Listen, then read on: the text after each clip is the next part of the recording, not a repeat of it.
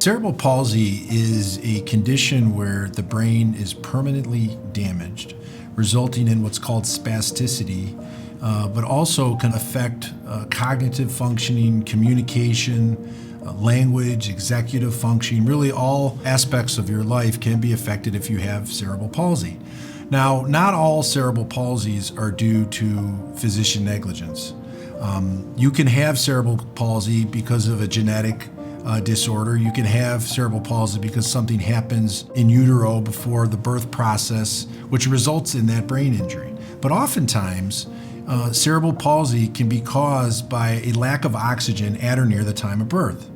And it's very often that the clinicians managing a labor and delivery will have signs that the fetus is not getting enough oxygen. There's signs that the fetus is not tolerating labor.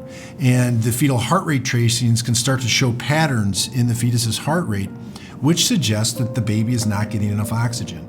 And if the doctors allow that to go on for too long, eventually that lack of oxygen is going to cause a permanent brain injury. That's why it's very important for nurses and doctors to closely monitor the fetal heart rate tracing.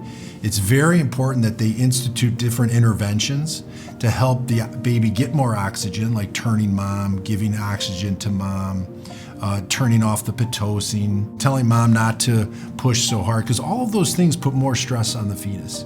And the goal to prevent cerebral palsy is to relieve the stress on the fetus during those last few moments of labor and delivery.